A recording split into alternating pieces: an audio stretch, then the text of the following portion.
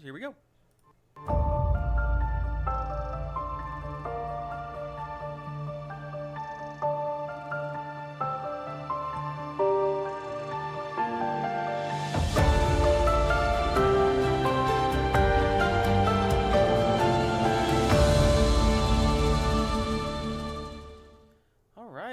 Hello, good afternoon, everybody. Welcome to the stream. Welcome to the channel.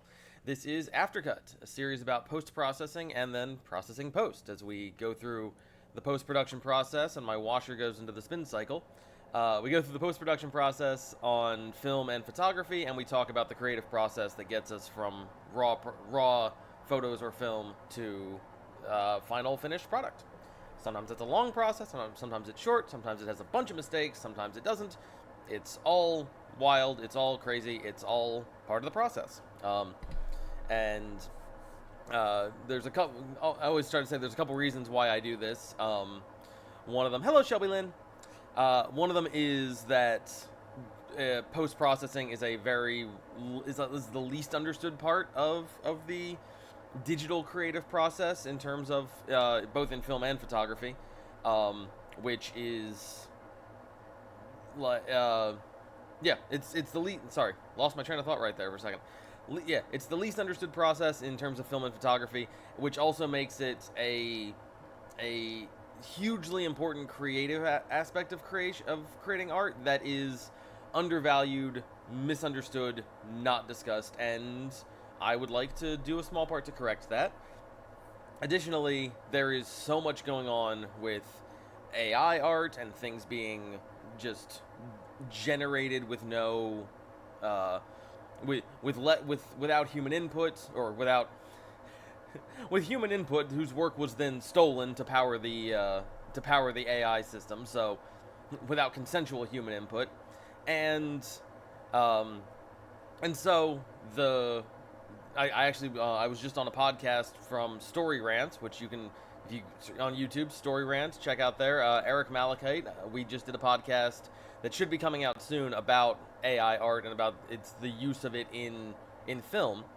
But I think it's important to share the human side of this process and to share what goes on and all the decisions we make to help create something. And third, just post-processing and editing, especially for photography, if you can find information on it at all, tends to be behind a paywall and tends to be scripted. And so I like to share the free-form version of it because it's part of the creative process is fucking up, and I don't know why we should hide this. It's part of what makes the process beautiful. So, that all having been said, welcome.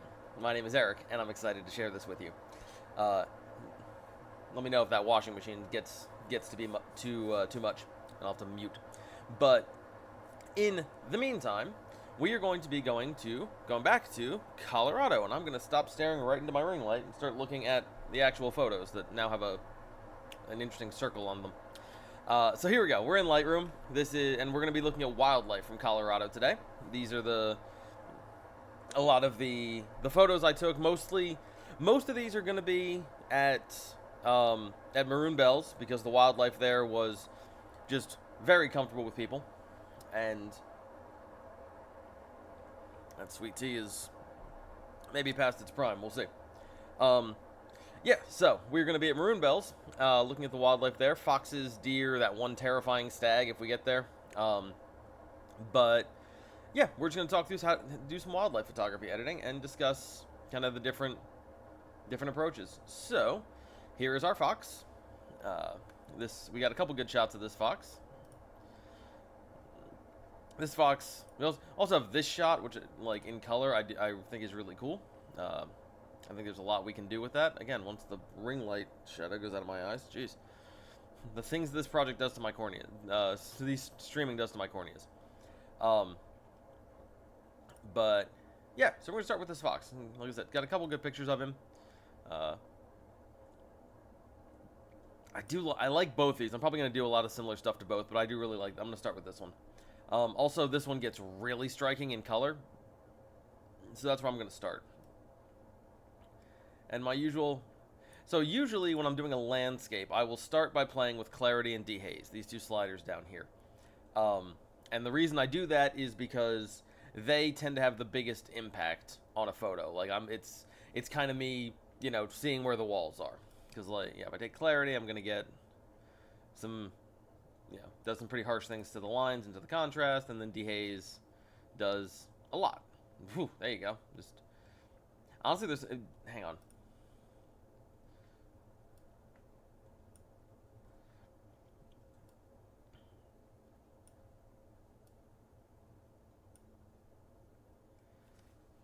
I like that. I'm not trying to make it look like I took a picture of an Arctic fox, but like, that's a cool little experiment there. Just to have. Let's see if I turn the clarity up. We're gonna get. Ooh, nope. Ooh, okay. Wasn't expecting that. Okay, hang on. This was not my plan, but we're doing it anyway.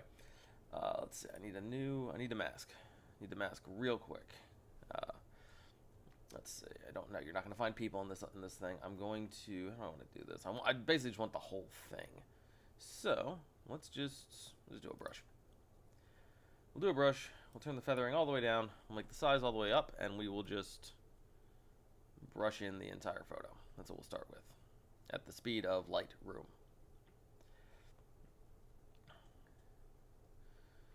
You'll see why I'm doing this in a second. This is a technique I don't do very often, but I think it's very cool when I get to do it. Okay, now we're going to feather this down. We're going to make it a lot smaller. We're going to do a subtract brush. We're going to set the density down to about 50% so that I can, which basically, density and flow over here are both, they're both tools for basically adjusting how much paint is on the brush. Flow is kind of how much paint is on the brush, and if you set flow to 10% and then, you know, paint over the same spot 10 times, you will get 100% coverage.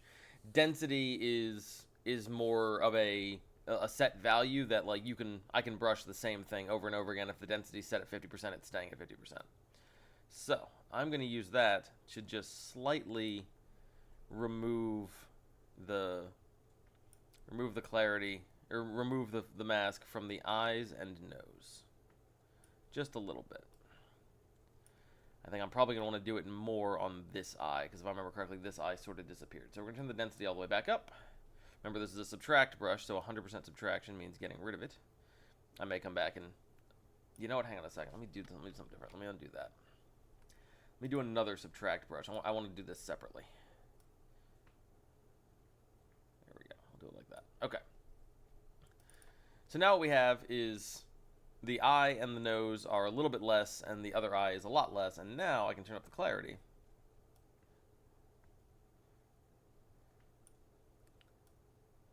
And we can get a little bit of extra detail in the eye there, which is cool. You can actually see the pupil, which is neat. You get the nose, and then the other eye. Let me see what happens when I turn that brush off. Like, if I remember correctly, that other eye kind of disappears. So here's what I'm gonna do. Right, clarity's at 70%. That's fine. Here's what we're gonna do. That brush is not doing what I want it to do. We're gonna delete that brush. We're going to subtract an object instead. I'm gonna let Lightroom's algorithm kind of find that object for me, because it tends to be better at getting specific shapes. That's not too bad. All right, now I can put the clarity back up to about 70. Let's be specific. 70. Boom. Okay. Now we're gonna zoom in even more. Again, this is why I like doing this kind of thing, is because it's the creative process. Like, this is not what I planned on doing for this little bit. Can go back to my add brush. Actually, I have to do another add brush. And we can, first I'll make sure the density is back where it needs to be, which it is. And we can clean that up a bit. And turn the feathering up some more so that it's not quite as harsh of an edge there. There we go. Okay.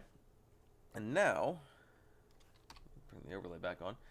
Here's the fun thing about a subtract brush with density, is that I can set the density lower, and it should. Oh, except we've already removed it. Hang on.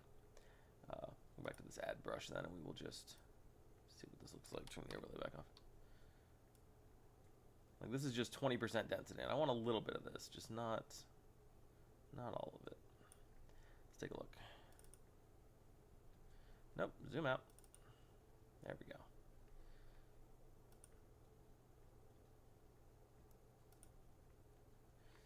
And I'm gonna hit H to remove sort of the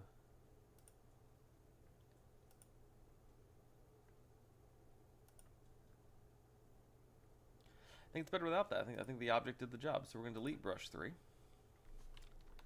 on a second. Do I want it?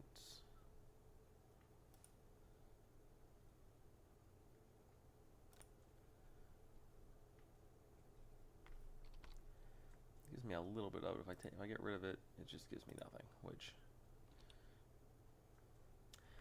I don't know. I'm on the fence about that. That's not what I wanted to do. I wanted to zoom in like there.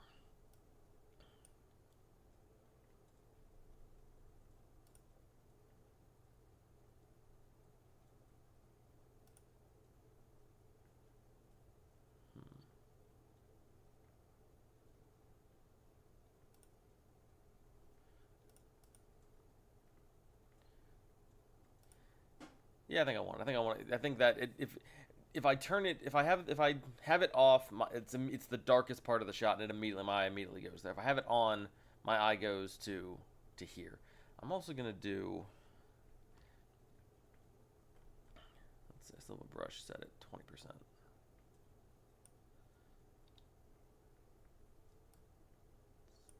Take a little bit of that. Cool. All right.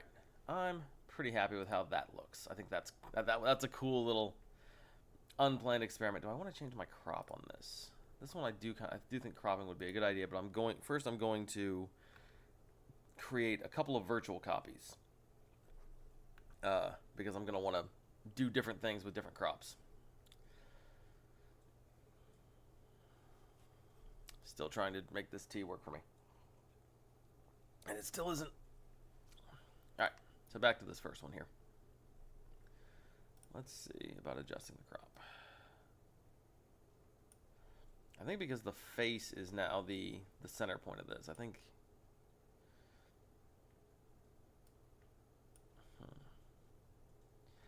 I don't often find myself getting to do shots of that are just like it's funny because I kind of started a lot of my photos with like the first photos I started taking were like long exposures on the beach at night of like the moon over the water and like mostly dark with little bits of light and color. And now I'm kind of really enjoying the moments where I get to go like get to kind of flood things with white and have just little outlines of black or of darker sections. That's cool. What does it look like in color, by the way? Like that. Well, that's interesting. Anyway, all right, we may do a couple another version of that, but that's our first one. Let's do a serious one, shall we? Let's do one where we're gonna be serious about it. All right, I'm gonna hit reset. And we're gonna go back to normal here. The one thing I need to turn back on is the chromatic aberration. All right, so we're gonna do one in color, and let's go ahead. Like I said, I was messing with clarity and slider and dehaze. Texture is going to be important, but texture is also going to be important when okay, so I'm probably going to dehaze this a little bit, but not yet. Let's see. First thing I do want to do is crop this a bit. I think I want to bring it in. This is a cool thing about composition and just about if I bring this down, we get for some reason, and this might just be a me thing. This is another reason why the artistic process in post is just as important as in the field, is because I can make these photographs and find these spots, these moments out in the field, based on what I feel about something. And now I'm in here making adjustments, and it's like all the different creative choices I get to make. Whether in the field and in here, that can drastically change my feelings on a piece. For some reason, I feel like I don't need the top of this. I feel like bringing the top, I feel like this is it. Yeah, it's more subject centered, or it's more subject focused. But the other thing is, For some reason, losing that headroom and just having the it kind of cut off just right above the ears gives this fox, like, I'm noticing it gives it a little more of a sneaking kind of vibe. I'm noticing the little smile here a little more. This to me feels more like when you think of like the fox of legends, like the trickster foxes. That feels more like it. All that change was just taking that down. If I did something like this feels more like a little portrait, but to me doesn't feel like it has the same impact. Not that it's bad. I do like having a little fox portrait. And if anyone who reaches out to me and says they want a picture of the fox and they want a little fox portrait, I will happily crop it and give them a little fox portrait. All right, but let's talk about what to do with this photo. Not a whole lot, honestly. I think this looks really good. Can bring the blacks down a little bit. I'd like to, now that I know we can find like kind of what's going on in his eyes or her eyes, I'd like to have that. All right, so here's what we're gonna do. I'm gonna try masking something first. I want to see if I can mask. I want to see how good Lightroom's subject selection tool is. I want to see if it'll grab. Whoa, okay, not bad. All right, next thing. Here's the next trick with that. Subtract color, and we're gonna subtract green. I'm gonna turn the overlay off for this. No, I'm not. I'm gonna keep the overlay. I'm gonna change the color of the overlay to purple. Shelby Lynn, I know you're not watching, but this is for you. All right, so let's do this again. Color range. Let's select. Let's go ahead and select a green here. What's a good green spot on the picture? I wanna just confirm this. There's a lot of good green back here. Let's select this one. And now we can adjust the degree to which that, there we go, is subtracted. 100%. That, so now it's kind of hard to tell, but we have done a fairly decent job of isolating the fox from the greenery around them. That's not bad. So now we're gonna do, I don't know what just happened there. All right, now we're gonna do my favorite move, which is duplicate and invert. So now we have everything else. It's not the fox, but it also means I need to adjust my color range a little bit. Actually, no, that's pretty correct. That's everything but the fox. Cool. And now we can go back to the fox and we can turn up the texture, which is what I wanted to do in the first place. Give us a little bit of that. Can bring the highlights down. Actually, the highlights are kind of what make him give him a backlit kind of look, which I do like. I like bringing the shadows up on him. Give a little bit of a, I don't know. This is one of those things where it's like this is pretty well balanced, and I'm pretty happy with how it looks at the moment. So let's leave that. Let's come down to here.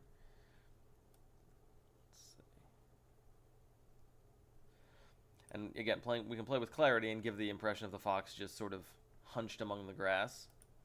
We can do turn the clarity up and make him stand out in that regard. Let me see what happens if I turn the clarity up on him. I keep masculinizing this fox, and I don't know if that's the right thing to do. Or we can go softer. I think softer is the way to go. I think like leaning into that gorgeous light that's kind of shining on them. All right, let's see. Come back to here. Now keep the clarity down. Turn the dehaze up a good bit to get that lush greenery going on. Back to our fox. I'm gonna turn up the saturation on them. Really get some of that gorgeous color popping there. All right, now I said I was gonna do this. Let's do masks for the eyes. I'm gonna have to zoom in a lot to get this. Let me see. I'm gonna try an object selection first. See how well it'll do. Just getting me that little. Pretty great. Okay, cool. That's one down. I'm gonna come over here. We're gonna do the same thing. It's adding a second object to that same mask. And we're gonna grab the same kind of thing. Okay. We'll try that. So now I can turn the clarity way down. We're gonna get something a little demonic, which is not necessarily bad, especially if I turn the texture back up. Get some brightness in those eyes there. Turning the shadows down goes to black. Turning the highlights up then. There we go. Now we're looking a little cartoonish there. Let's fix that. This is I've taught when I do my film like my film editing. There's a word I say with a decent amount of regularity, which is verisimilitude, which is the plausibility, like a plausible, like, all right. Verisimilitude is basically it's not real, but it's a plausible simulation of real. It's believably real. And in photos, especially with processing a photo, do I want to see this guy's eyes? Absolutely I do. Do I want it to seem like, the light is clearly behind them. So I want to make sure that it feels natural that you would be able to see their eyes to the degree that you do. I feel a little bit like I'm overdoing this. Let me come back to here. I've turned the shadows up on this photo already. If I turn those back down. No, I like the shadows being up. I like that brightness. I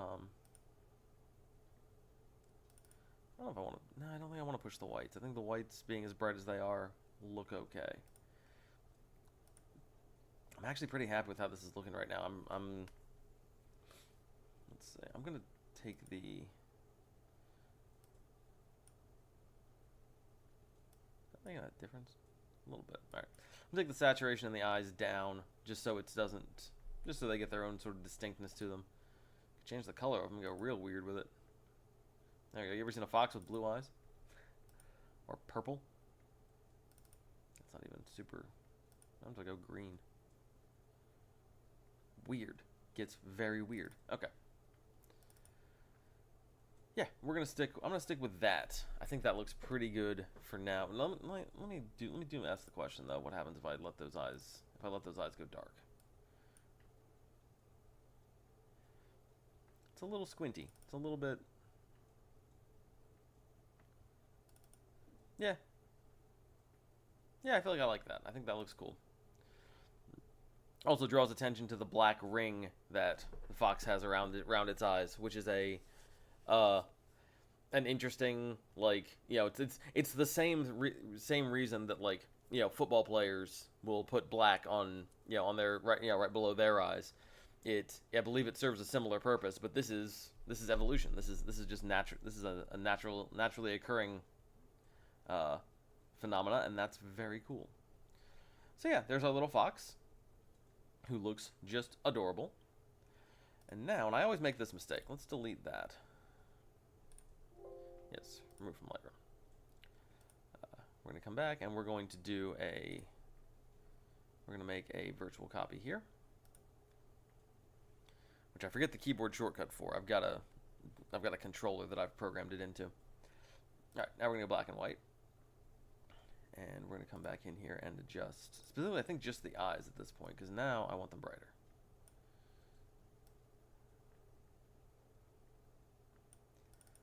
Not cartoonishly bright. Let's put the texture back. But just.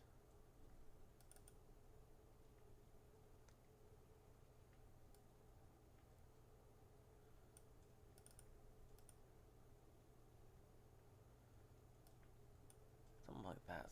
Alright, I need to reduce the contrast. Yep, reducing the contrast helps. Bring the whites down to compensate for the brightness change that comes with that. Yeah, like that just gives our little friend here some really good personality that I think looks really cool. We're also going to, now that I'm here, come down to the color sliders, and I want to bring the greens down, or do something with the oranges and the yellows.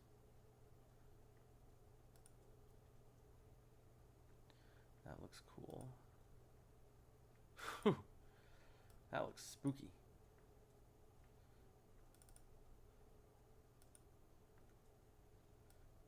Does red have any impact on this at all? Barely, just in very small ways. Blue, aqua and blue, I don't think are really in play in this photo really much at all. Purple and magenta, probably similar. Maybe there's a little bit of purple in some of the flowers in the grass there, but not in a way that really matters.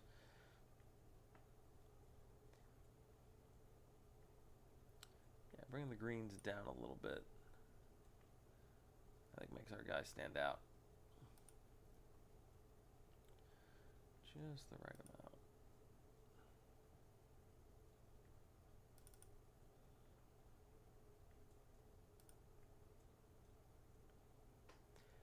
Yeah, something like that. That feels pretty cool. To have our fox. I could do the same thing down here with saturation. I don't really think I need. Like, I could turn the saturation up on him even more, but that seems like it would. That's absolutely gilding the lily. We already put a light coating of gold on. Turn the yellows up, same deal. Greens. Makes it look more lush, but also makes it look like it's. Could do that. Also makes it look a little bit overdone, and I don't think we need that. I think I like it the way it is. Honestly, I think the green might be a little bit oversaturated. Let's bring it down a little bit, just a little bit to again, same thing we did with the black and white, just to make the fox stand out. You can do the same thing. The luminance sliders down here are basically the same as are basically the same ones you use when you're doing a black and white photograph. A little bit of that, a little bit of, yeah, we did turn the oranges up in that one. I don't know if I need to here. I don't know what it adds. I think it adds a little bit. All right, we're going to keep that. I'm going to go ahead and set that at 3 stars. I'm going to set this one at 3 stars. 3 stars is my rating system if you're new to this. 3 stars is my rating system for, yeah, this is pretty much done. And set this one at 3 stars as well. This one is still, of the 3, is my favorite. Just because it feels the most interesting. I do want to make one adjustment here because it didn't quite come out the way I wanted to. We're going to do a subtract brush. We're going to come in here. Turn the density back up. We're going to keep the feathering high. Give me an overlay real quick. I'm going to take the feathering all the way up. I really want this to be a very subtle effect. Oop, that doesn't look great. Hang on a second.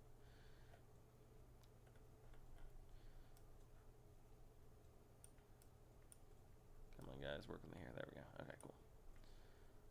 So, you know what I wonder? I wonder if I could do subtract luminance and select that dark gray. See the overlay?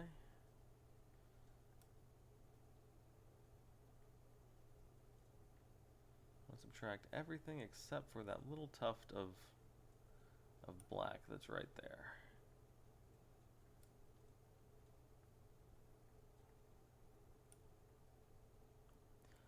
Something like that. Let's see what this looks like if I zoom it out. Okay, so those are the spots that don't have it. And then we will, if I move this over that, does that still, no, I lose something. Okay, so then we will do another add brush to sort of cover up what was just done. I'm just going to overlay on. Hang on a second. Turn that off. See what we got. Okay, that's what we got. So now we do an add brush, and we use it to clean up all of this. Because I'm really just here for that ear, for the most part. You know what? Hang on a second. I'm doing this wrong. All right. Delete that brush. Do this as a new mask. There we go. We're going to convert that to add. You see the overlay? Cool. All right. So now I can do my subtract brush without affecting any of the other brushing that I had just done. And we can get rid of all of these spots out here that we don't need.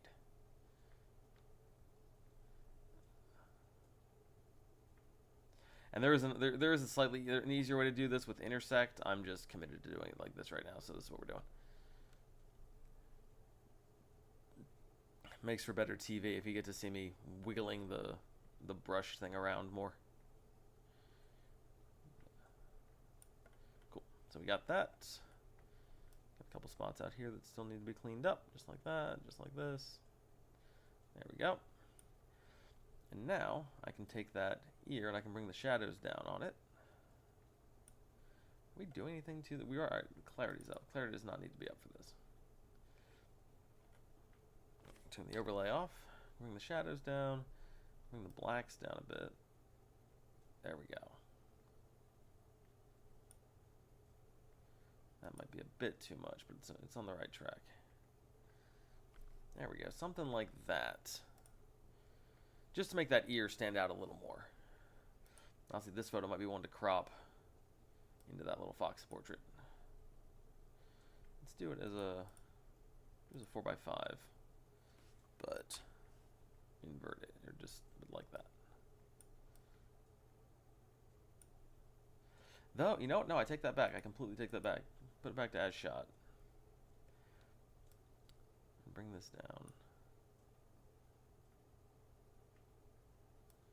Bring it up a little more. Cool. That's what I want. Let me see the mask too. Overlay. Yep, thought so. Overlay. Brush. We widened out the crop, and now we have some spots out here that were outside the crop before that we need to clean up. Easy peasy. Like, I was liking that little fox portrait idea, but looking at it like this it's much better to just have much better, like, the more space I can have around the fox that doesn't feel that doesn't feel like it's, you know, distracting, the better the effect of just the eyes and the ear really is. I like that ear and I like the mouth.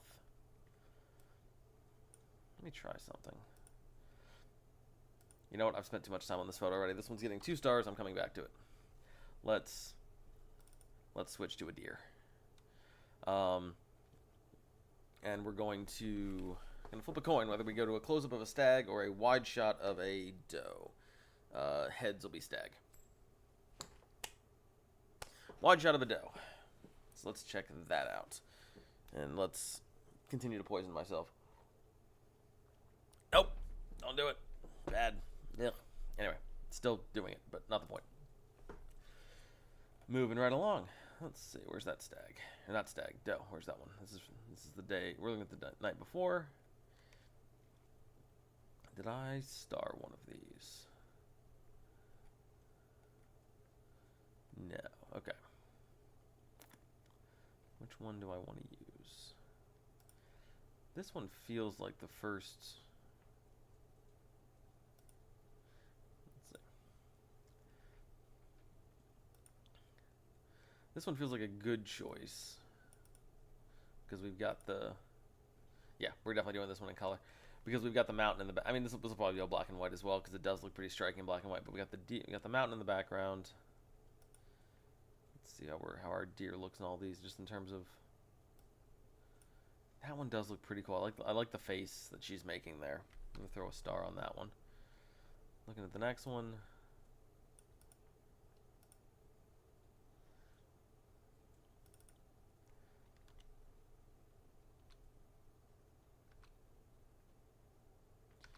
I don't love her looking at. I do kind of love that she's looking at me, but I also don't love that it becomes part of the. It to some degree is inviting me to be part of the photograph, and on one hand I like that. On the other hand, it doesn't feel as natural and interesting. Like, give that a star.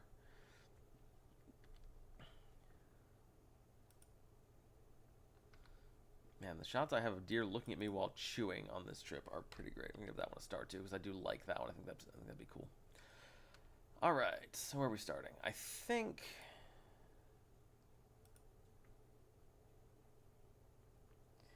I don't like that she's not looking looking away. I think this is one to start with. So we're gonna start here. I know we're gonna crop this one. I know we're gonna crop out the bottom. Let me do this one. This is the 4x5. There we go. That's pretty close. I can bring it in a little bit. Kind of give us a bit of a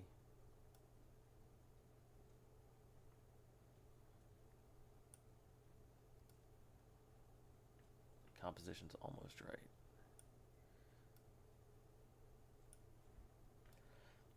That looks pretty good. This is where I talk about kind of the big picture here is the trees, and the little picture here, my little thumbnail is the forest, because here you're seeing all the detail, and here you get to sort of, you kind of, things become less details and become more shapes and just, light and color and dark. And so I'm looking at that and kind of like, when choosing a crop, I'm looking at this and going, okay, what's the swoop of this forest, like of the trees, the curve of the edge of the grass, the curve of the mountain, like where do they line up in a pleasing way that also still features the deer and the mountain in the background. Okay, back to color. Yeah. Also, we've got our beaver lodge in the background. Not that the beavers were out at this point, but do I want to crop that in a tiny bit more? I think I do. I want to bring that in just to get rid of that little edge there. Huh. But now I feel like we lost something. I'm going to split the difference on that and kind of just like that. There we go. I want to have that breathing room while also not distracting. And also I like that we got the little flowers on the edge here. What was my exposure speed? 1/160th of a second. So there's a little bit of wind going on. All right. I'm shooting at ISO 800 at 35 millimeters. I'm on my medium lens. We talked about this when we were choosing photos. All right. So first things first, we're always going to play with the big ones, clarity and dehaze. See what we got. Okay. Yeah. No, we're gonna have some fun dehazing that mountain, and also taking. You want to talk Purple Mountain Majesty? Right there. Well, we're gonna do something with that. Hey, we could up the haze, make it look like we're shooting on the foggiest day ever. All right. Let's see. How much of this do I want to do as a global adjustment? How much of this do I want to do with masks?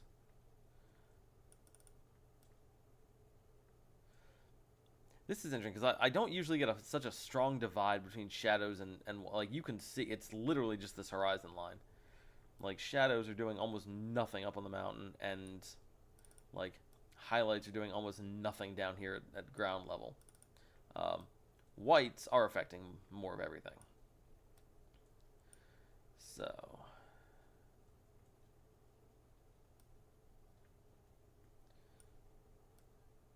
and blacks as well. Blacks will darken everything to a degree. Obviously having more of an impact on the ground level stuff. I don't know if I need to do much with clarity on this yet. I feel like clarity might be useful up on the mountain, but I don't really want to do much with it. Texture, no, I know where I want to use texture, and it's not anywhere specific. It's not a global adjustment. Dehaze I could do a little bit of, but I think I'm going to save that to mask. Let's go ahead and do a mask. Let me see if I can get to select the sky. I'm going to go for about another half hour, so we're going to do this photo, then we're going to go to that terrifying stag. All right, that's what we got with the sky. So now, here's where I'd want to dehaze. And get those clouds looking like something. I'm going to add an object and see if I can get it to give me kind of this little ridge line here, because that does feel like it needs to be part of the sky. Or part of this mask, regardless of whether it's part of the sky. Come on, how object selection is usually pretty great. How did we do? What did we do? Interesting. All right, let's get rid of that, and let's do it with a brush instead. A brush with a whole lot of feathering. This way we can get it kind of gently in there as a transition without it being, without it feeling like it's too much. I'm also going to bring the saturation down. Not that much, but some.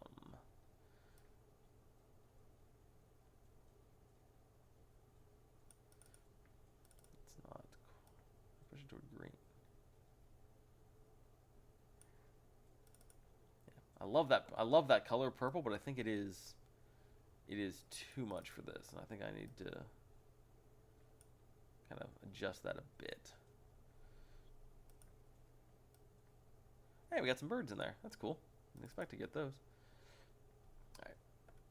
I've turned the dehaze up way too much. Let's turn that down, because it is now completely distracting us from our deer in the foreground. Let's see. Pull the highlights down, which we've already done. If you push the shadows, does it affect the whole photo? Push the shadows down, push the shadows up. Shadows up might be the way to go, and then taking the blacks down a little bit to give it that a little more of that darkness to it. I don't know. I do want to bring up the texture. Let's see what clarity does. Clarity does that, which is more than I want. Texture, on the other hand, I think is a cool idea. I think texture adds to this. I think the shadows being upright is the problem, though. This is where I want to dehaze it more. I want to give... Alright, what if I take the clarity? Nah, because I like the starkness of the mountain. The mountain being there makes for a more powerful image in my mind. So yeah, something like that. I think we're onto something there. I'm gonna keep that. Let's do a new mask. I'm gonna try selecting subject and see what it does. I want it to get the deer. If it doesn't, I'm gonna use an object select and it should grab that. But yeah, no, look at that. Got the deer just about perfectly. Miss the legs, usually does. Add an object, and we're going to make that smaller. We're just gonna get leg. There's one, and we're gonna do the other one. Got the back ones just fine, but just this little bit of that guy there. Cool. Okay. So now we have our lovely lady, and we can turn up. We can turn up the texture on her, but that feels like we're losing. Man, turn the clarity up. Really make her look terrifying. I'll turn the clarity down and the texture up. That keeps the detail in her coat while also kind of softening her and making her look a little bit cuter. Not that she needs help being cute. She is absolutely adorable. And also, she's a deer and therefore does not care, because that's just her thing. Now I can turn the highlights up and give us a little more detail, a little more brightness in her. If I turn the shadows up, it starts to look like I'm pulling her out of the landscape. I'll turn them up a little bit just to give a little bit of something. Cool. Okay, so now we're gonna do this. We come down to we've got our mask of the sky. We're gonna do a duplicate and invert. So if you're watching at home, take a shot. And then we're gonna subtract our subject. So we're gonna subtract her. There we go. And then we have to do this again. Subtract objects. I don't want you including the legs, so we're going to subtract that. And we're going to subtract another object. Subtract here. Let's see an overlay. Yeah, that's not too bad. Let's see how that works once I play with it a little bit.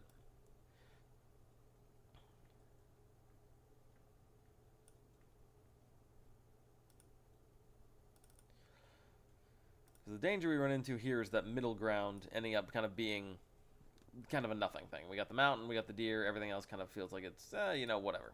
And I want to avoid that problem. So, see what we can do about making that middle ground feel like it's an essential part of this photograph.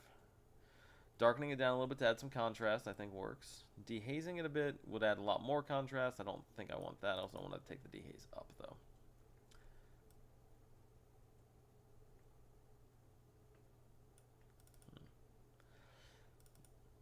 This is where I'm trying to find that balance between the kind of soft touch of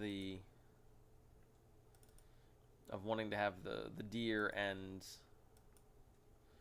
the deer is the subject of the photo, but the landscape is the context that makes this photo important. And so, what's missing here? I want to go greener.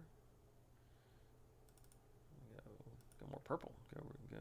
No, that looks awful. Go hard blue. There we go. Make the whole thing aqua. There's something to that, to a slight degree.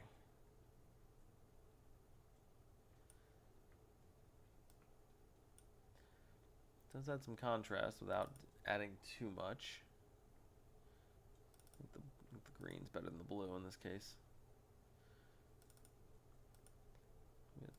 A little bit of blue. I like that aqua look there. Okay. Let's see. What else does that need?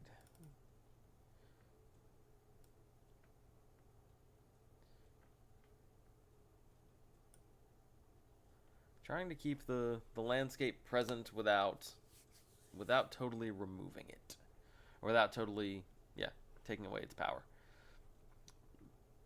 Cool. Let's do it. I got one more idea. Let's do an object mask, and I'm gonna get the lake. It's an element in this photograph that doesn't really have much going on with it yet, and I think we can. There we go. I think we can do something with it. I think we can turn the saturation up on it as a start. I think we can bring up the shadows. Right, let's put the saturation back right for the moment. That's not necessarily helping because it's just turning it green. I think the clarity is a cool thing. Clarity adds to the reflections, which is good.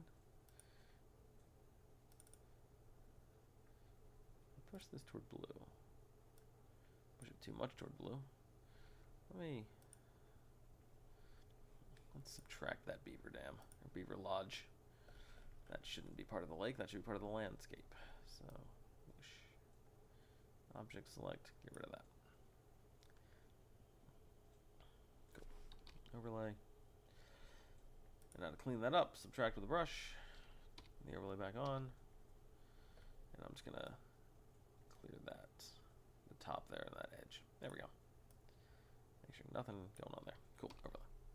Nice. And it's okay that the reflection, it would be colored the way the lake is, because that's just allowed to happen that way. Because yeah, whatever the color is doing makes sense. Trying to mimic the color of the. You know what? Actually, going a little bit to purple is probably not a bad idea because of the color of the mountains and the sky. Leaning a little purple might not be bad.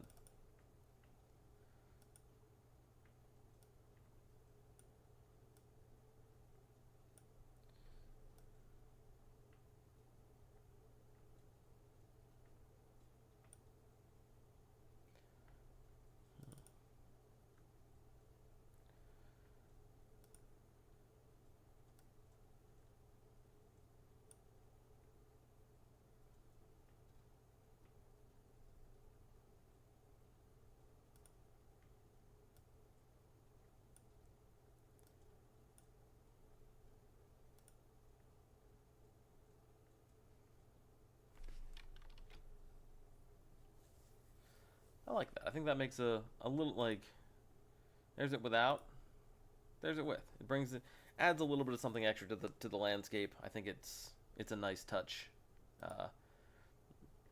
Gives our deer a little more context for the world she's in. Let's come down here to our color sliders and adjust them. I finally have a photo that aqua gets to play a role in, which is nice. Let's turn that up. Blues are going to be too much. Leave the blues where they are. Purples. Apart from the purple over in the lake there. You know what? I'm going to take that out. I'm going to take that reflection out. That reflection's starting to cause me problems. Zoom in. Brush. I'm just going to get rid of this.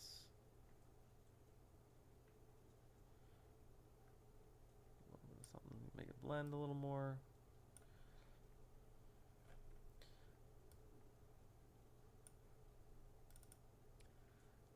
Yeah, that looks fine. Okay, back down to color. So yeah, we can turn the purples up. Magenta, not really doing much on this photo. Reds, pretty much the same. A little bit of red in the beaver lodge. A little bit of red in our deer. Orange, definitely making a difference, but not making a difference we want to make. Yellow, on the other hand, bringing the yellow up a little bit gives a little bit more lushness to the grass, makes the grass and the trees sort of separate from each other. I feel like if I'd use green, it affects everything. Whereas yellow, this is the thing I talk about this whenever I use the color sliders. Is that there is usually some degree of overlap because, things in nature aren't just things anywhere aren't just one specific color for the most part. Except where it comes to aqua, nothing is aqua. But like here, if I like the yellow is giving us like, come on, there we go. So yeah, the yellow is brightening up the grass and giving it a little bit of something to it without doing it to the trees. The orange would also, oh wow, the orange is not having an effect on the grass. I figured the grass has a little bit enough of something in it there.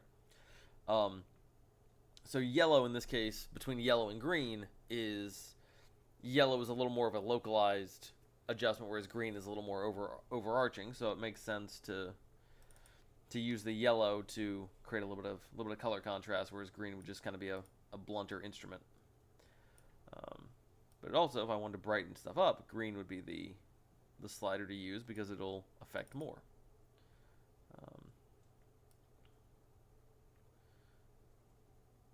I'll say I like brightening up the aquas.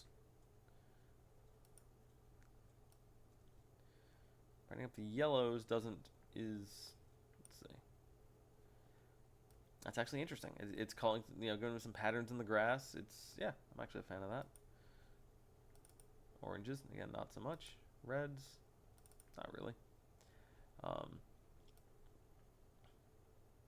Purples. If we want to make that mountain do more, we can go bright, or we can go dark with it. I think I actually kind of like going dark with it. Bring that down. Same thing with magenta, weirdly in the opposite direction. This is me looking at my thumbnail again.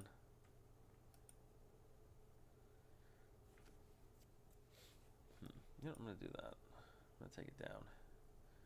I'm also going to push the oranges a little bit just to brighten up our deer, just a touch. All right, pretty good. One more adjustment. Where's my subject? There's my subject mask. Everyone take a shot, duplicate and invert. And I'm just going to pull the blacks down on this. Actually, not in the black. Let's do the shadows. Just a smidge. Just to make our deer really stand out. And to make sure that she's, amongst this landscape, that she's still the subject. Yeah. I'm pretty happy with how that came out. Let's do 3 stars on that. And let's do a copy. And we'll do a black and white version, which shouldn't have a whole lot to do. You know what? Hang on a second. Before I do that, let me check one thing before I get too into this. You know what? Yep, we're going to... Hang on. Got to remove this. Remove photo. Remove from Lightroom. All right. Got one more thing. She's got a little bit of light in her eye, and I want to make sure we honor that. Also, what is going on with her face? That's not a masking issue. That's a...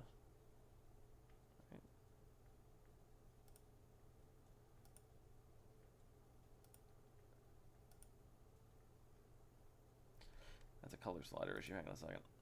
Let's fix that real quick. That one. This one.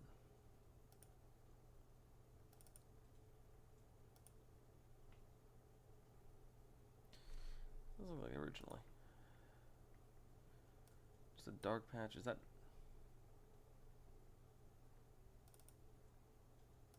Is that the aquas? Adjust that back to what it was.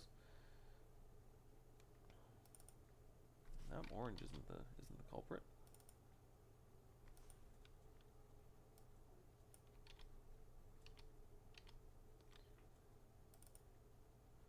Purple a little bit, but that's...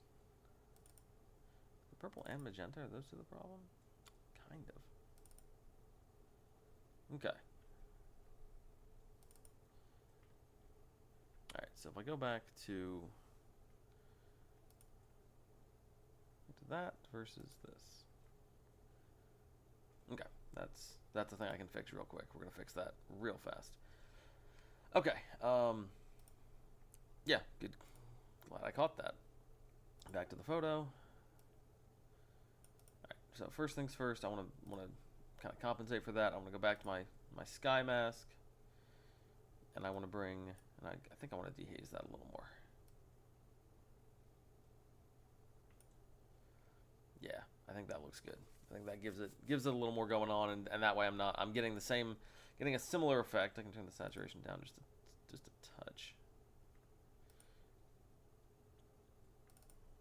Nah, leave it. I think pushing it up more kind of helps. We'll do that. Yeah, I want to do that while I turn this off. That's the lake. This is what I'm talking about.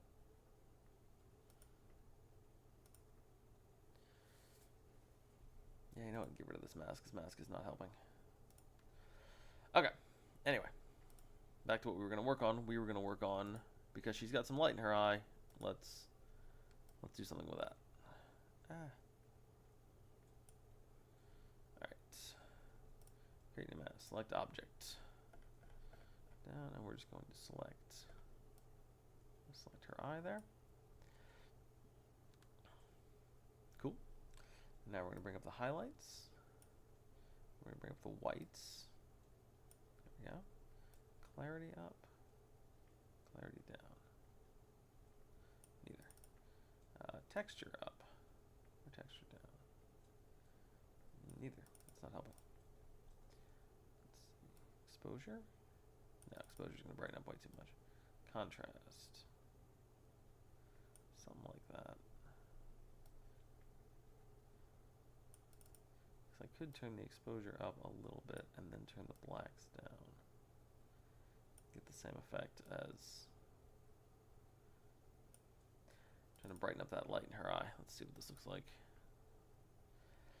Yeah, it doesn't make a huge difference when you're seeing it out here, but if you get the chance to like sort of look kind of closely to it, it does.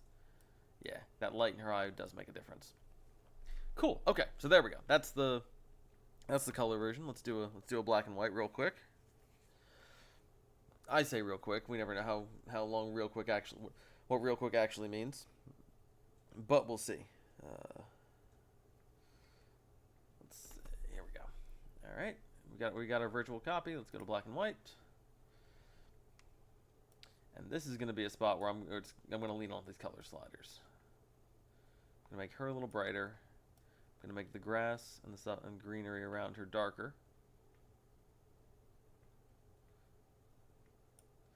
Let's probably turn the yellows down. Not that much.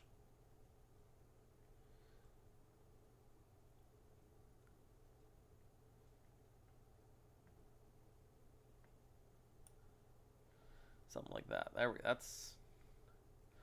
That's almost looking pretty much very close to done. Let me bring this back down. The oranges are a little much. Yeah.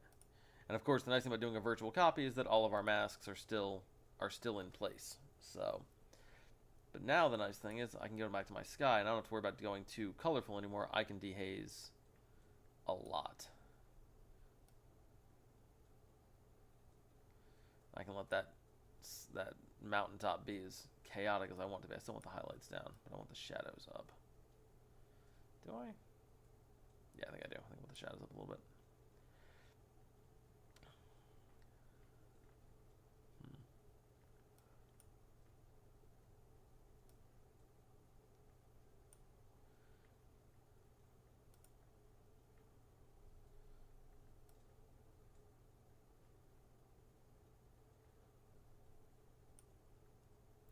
And this is what I talk about, where I talk about, the reason I do this show is to kind of process post production. I'm sitting here, I'm looking at this and going, there's a version of this photo that, there's a version of this photo where I turn the clarity way down, and I just let this. Actually, it wouldn't be this mask. It would be this one. I turn the clarity down and just let our deer kind of hang out.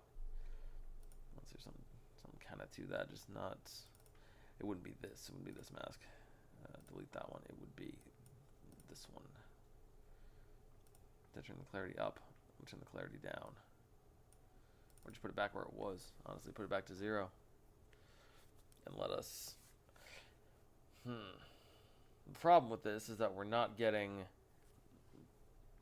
Problem with dehazing that whole mountaintop. Put that back.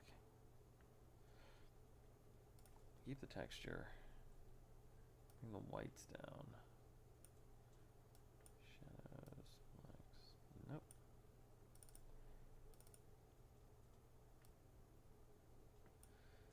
Clarity is the way to go here. Maybe a little bit of dehaze, but mostly clarity. Yeah, there we go.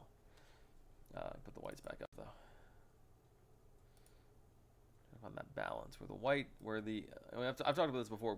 One of the cheap, or the not cheap, but like one of the easiest things in terms of like, all right, what are if your photo, if your photo's composition isn't specifically built on leading lines guiding your eye to the subject. Another thing that will help you capture, that'll help you guide your audience's eyes to where you want it, is light and dark. And the brightest thing, your eyes will go to the brightest thing first. So making the mountain up here, and the clouds really just slightly darker than the deer, makes the deer feel like more of the subject. Where's that lake? We're going to turn the clarity up on that lake, and we're going to bring the whites up on that lake a little more to make it a little more of a thing. Yeah.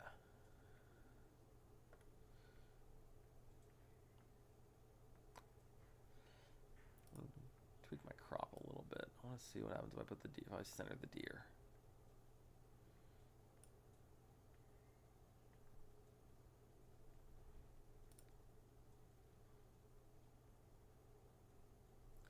I gotta check my. Okay, hang on a second. Add object. I want need the rest of the lake here, guys. Need the rest of that. That's most of it. I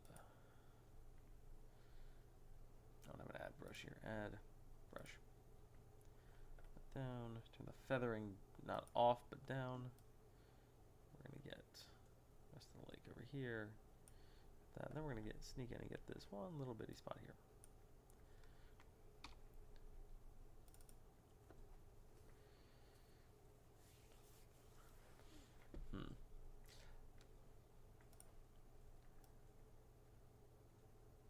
Center on her face.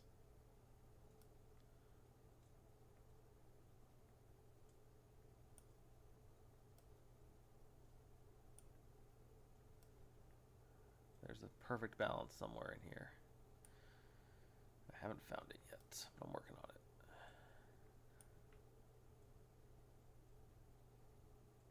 Might be that.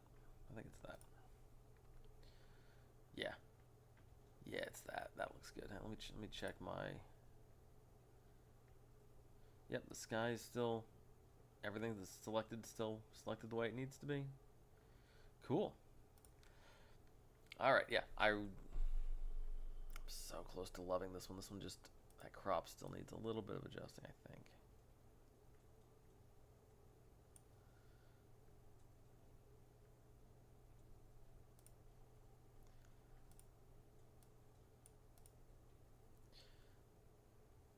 Yeah, that feels better. That feels like it's closer. I'm also gonna do my usual thing where I just bring the blacks down just a touch, just to give it a little more of a little more darkness to it. I really like that. I want to try one thing where I'm gonna select this. I'm gonna go to sync. I'm gonna select nothing except for the crop. Sync.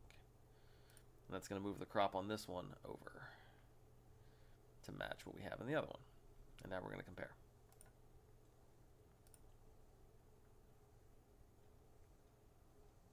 That is better. Definitely better. So now I just need to go to my lake.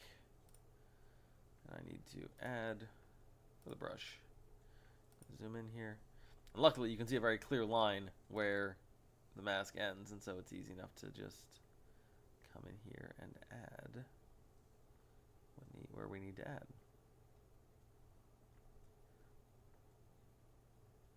Just like that. forgetting everything. Make sure we're going to get right up on this guy. There we go.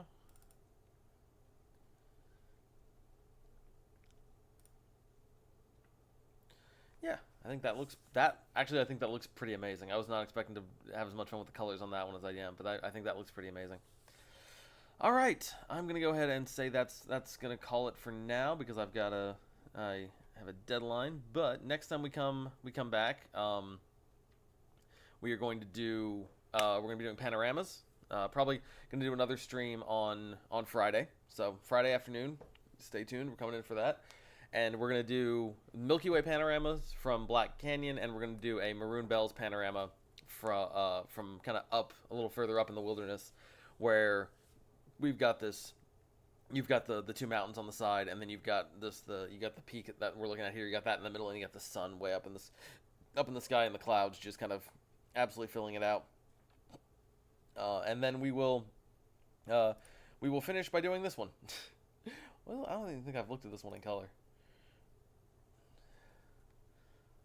Creepier in black and white, but it's still haunting. Yeah, we're gonna have some fun with that one too, and like, have some fun with the eyes on this guy, and damn that evil smile he's got. Anyway, so that having been said, we are going to come back and look at our fox real quick, and then we'll end on our fox.